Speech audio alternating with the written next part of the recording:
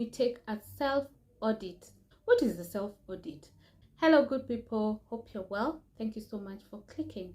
In today's video, we take a self-audit. What is the self-audit? This is taking stock of yourself and your personal matters. But in this case, we are going to discuss personal audit on your personal finances. My name is Jessie, and on this channel, we talk about finance, personal development, travel, and community service. If this is your kind of content, kindly subscribe and hit the notification bell so that you're notified every time we upload a new video. This is where we live, learn, adventure, and charity. On to the video. The first thing to do when you're taking a personal finance audit is to gather all your account balances.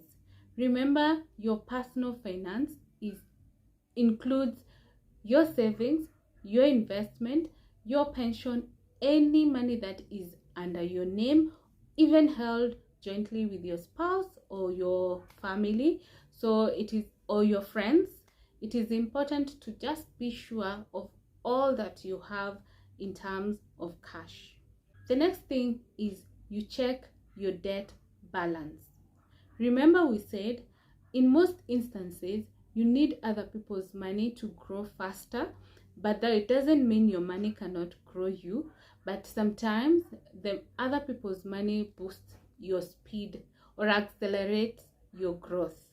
The next thing is outline the expected income.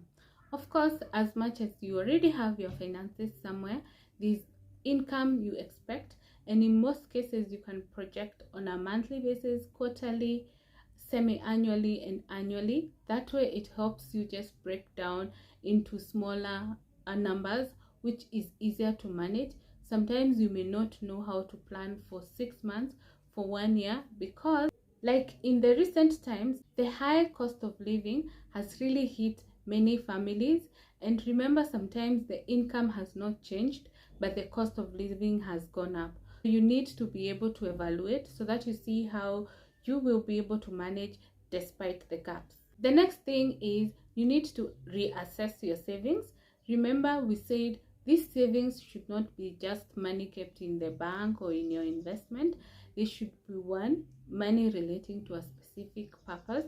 For instance, you can save for investment, you can save for big budget items, you can save for your emergency fund, you can save for so many things.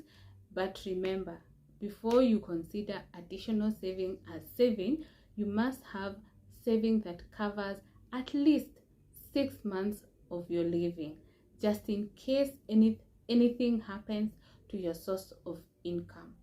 The next thing is you need to reassess your debt. Sometimes you may have expensive debts. Sometimes you may consider consolidating the debts to be able to manage them with ease. You may find sometimes you can get one loan at a lesser interest rate, and sometimes if you're really hit by a big debt portfolio, you may consider consolidating it and maybe getting a loan or financing from the source of financing which would have the lowest interest rate. Remember, it is okay to have debts, but these debts must be used for a noble cause. Let's not have debts for your daily expenses, because that clearly just shows you could be living beyond your means. The next thing is reassessing your investments. Remember, sometimes it's good to just compare, because you might be putting so much money on one investment which is bringing minimal returns, whilst you could be having another investment which is bringing more income. You may consider reducing the amount that is in the portfolio that is not growing and increasing the one that is growing better. But remember, when it comes to investment, you have to be conscious of the risk.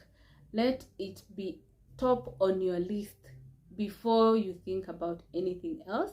Think about the risk and assess your risk appetite. And of course, like we said in a previous video, seek professional advice. Don't think that it is You can just gamble sometimes, but it would really help to get professional advice. Remember, for you to have income, expenditure, saving, and investment, you must have had a plan. This is the amount of income that you have, and then you allocate it to the different ways of spending. That is the expenses, investments, and the savings. So it is also very important to do, I think mostly on a quarterly basis is good, to do to review your financial plan so that you can make adjustments where possible. Like I've said in the previous point, you might see an investment which is growing better than the other, and you consider maybe reducing what you had planned in one to the other one just to get a balancing act. The next thing is reassessing your income. Remember, we said there are different ways that you can be able to assess your income. First, you need to assess your stable income. You need to assess your passive income and all the other sources of incomes. And we said it is important to have more than one because it will help boost your fund. If you just have one source of income, if anything happens to that source of income, then you will be in a very tight situation trying to rebuild your life. The next thing is assessing your expenses. In different times, expenses are different, especially based on the cost of living. So you need to keep reassessing so that you can make adjustment accordingly. But if you're one person who have allocated your expenses strictly a specific amount, then this review is more than needed because you will need to adjust with the times. For instance, if it is something you are consuming and the price has gone up for everything, you can always consider a substitute. For instance, if meat is more expensive than cereals and they bring the same benefits to the body, you can consider going to the cereals direction.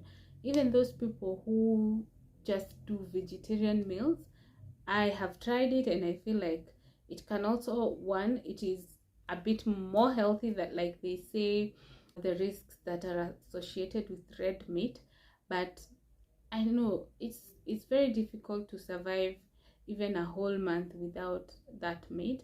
But sometimes circumstances can make you make such an adjustment.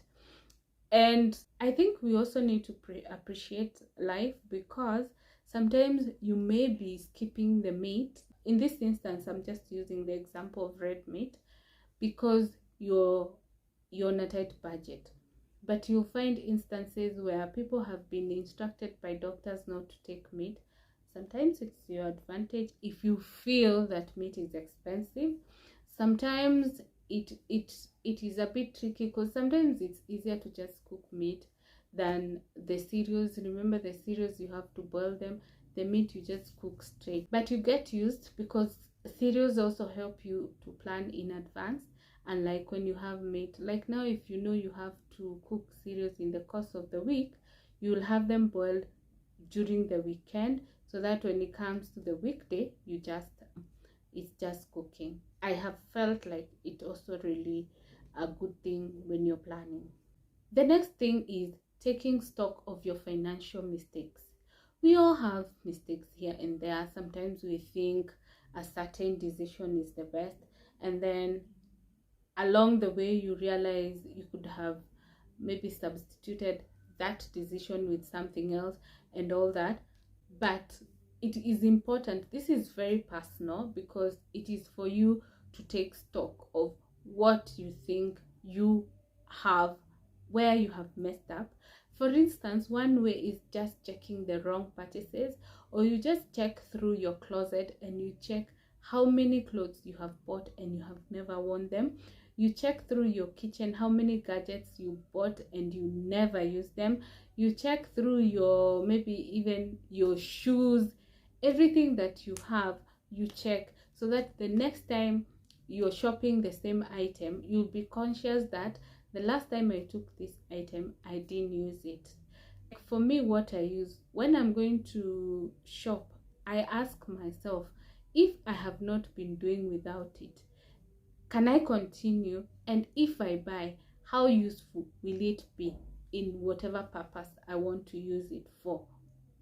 Thank you so much for watching this episode of Live, Learn, Adventure, and Charity. And this is where we were undertaking self-financial audit.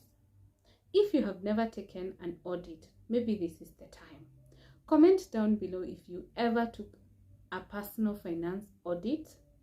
Thank you so much for watching this far, and thank you so much to our new subscribers. We are on the road to 2,000 subscribers, and we will appreciate if you like our content. Kindly subscribe. It's the gray button down below, and hit the notification bell. That helps you to be notified every time we upload a new video. See you on our next one. Bye.